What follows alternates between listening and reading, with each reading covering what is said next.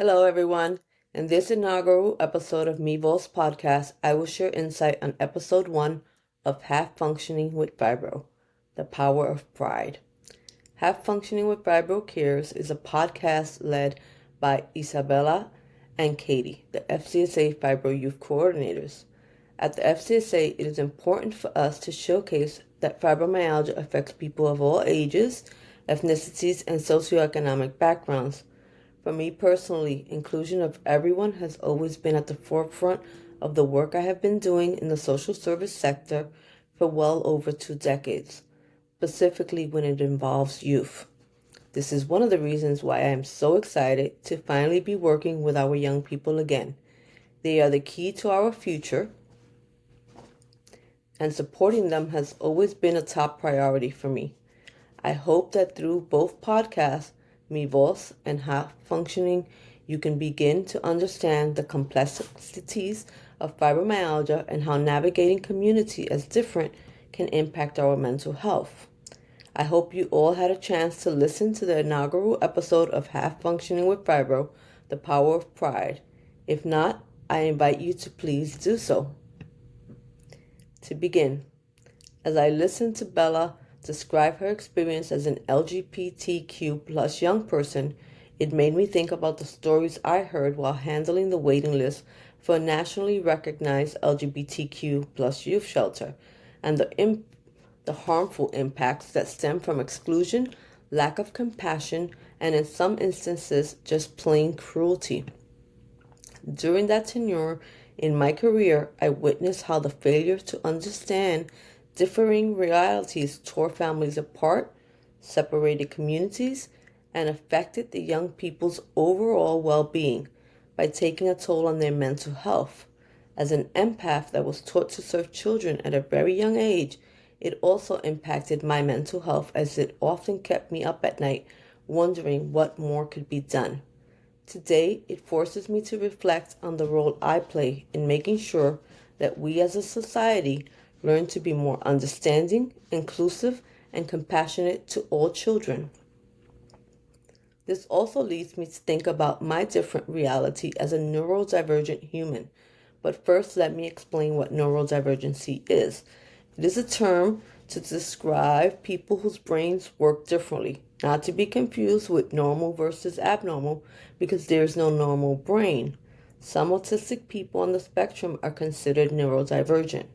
I don't want to label everyone in the fibromyalgia community as being neurodivergent, but I myself do use that term to describe myself because it does really describe the way my brain works.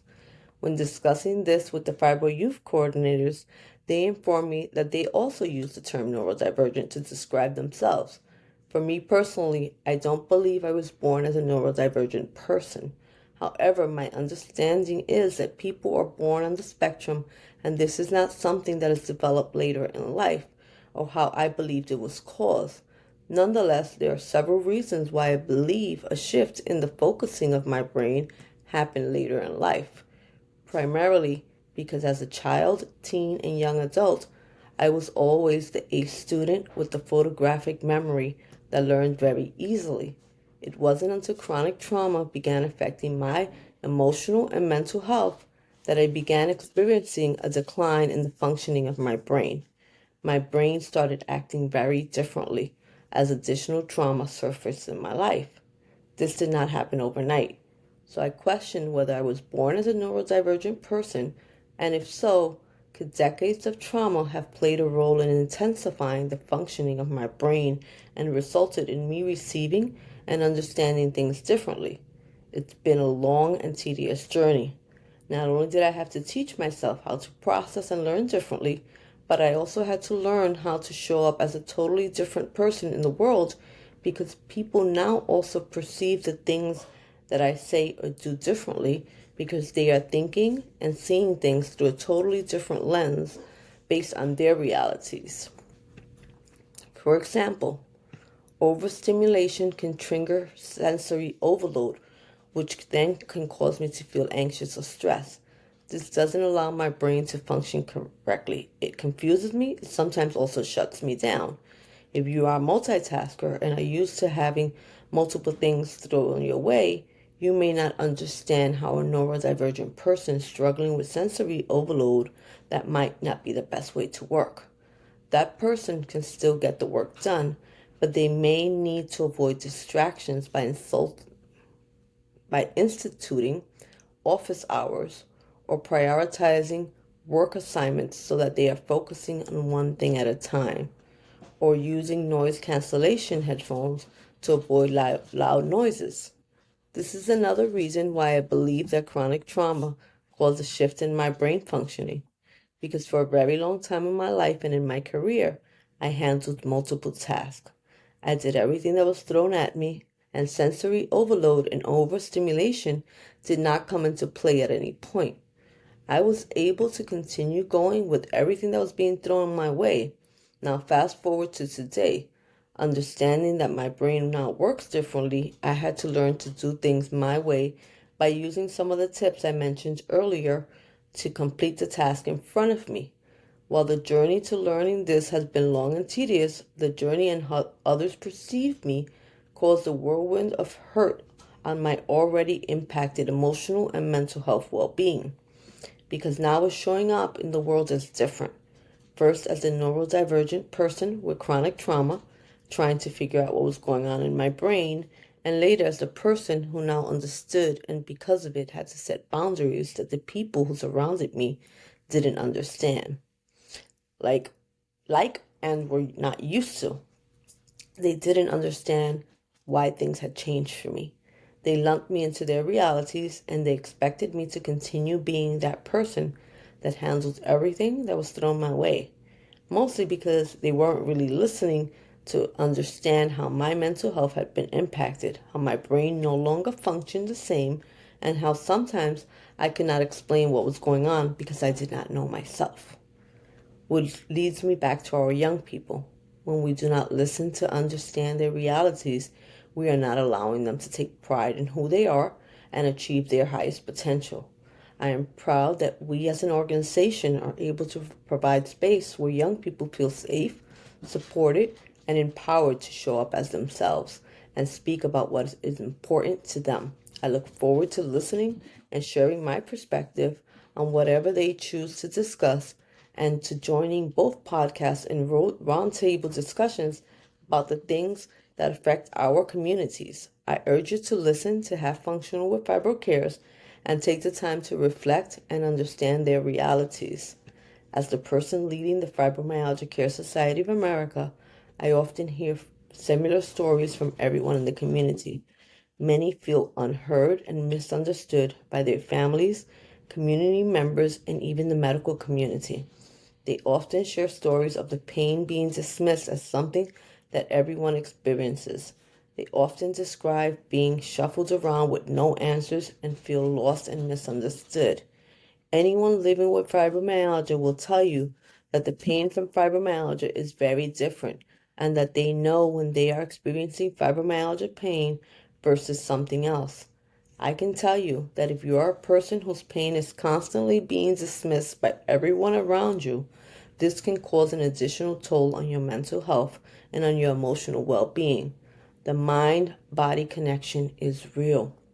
However, I also want everyone to understand that although fibromyalgia is considered chronic pain disorder, its primary symptoms are also cognitive impairment, referred to as fibro fog in the community, and chronic fatigue, not to be confused with feeling tired. This is when people literally are so exhausted that they cannot get out of bed. That is chronic fatigue. For me, my primary symptom has always been fibro fog, which may have been impacted by the neurodivergency that we spoke about earlier. Nonetheless, most important for everyone to know is that there is no one-size-fits-all with fibromyalgia. We don't yet understand if there are subset types of fibromyalgia, and if so, what causes this. Since some of us can recall things easily, while some stumble between words. Some of us struggle to get out of bed, while some are extremely active, and some of us experience chronic trauma while others have not. This is why we need to speak about all of it so that we can begin to research and understand the differences and break the stigma associated with the symptoms so that everyone can be proud of who they are. We can all take part in making the world a better place by being compassionate and understanding of opposing realities. On that note, I want to end this first episode of Mi Voz with reminding folks, if you are struggling with being perceived as different, I challenge you to reflect on how different is beautiful and how it is the only thing that has set apart the celebrities, people, and leaders that many of us idolize. We are often quick to idolize people because they are different. And then when we see ourselves as different or we show up in the world as different, we beat ourselves up for it. Don't allow others to tear you apart for being different. Embrace it, love it, and understand that the people we put on pedestals got there by embracing their different. It is what made them stand out from the crowd. If you are a parent, I challenge you to reflect on how the lessons all start at home and how teaching our young people three key principles can help make the world a better place. The principle of love for themselves, for their family, and for others.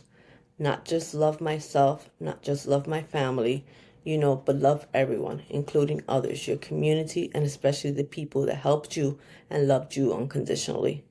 The principle of understanding, learning to listen to understand that everyone's reality is different. Learning to listen, not to respond. Learning to listen with compassion. We have not all been assigned the same path. We have not all been handed the same resource, and we have not all been wired the same. The principle of acceptance, accepting everyone for who they are, not who you want them to be, accepting that everyone is worthy of love, building a community where everyone is understood, accepted, and proud of who they are. And please make sure to follow us on all social media platforms, #FibroCares, and check out our website, www.fibro.org. In peace, power, and progress. Simply Milly.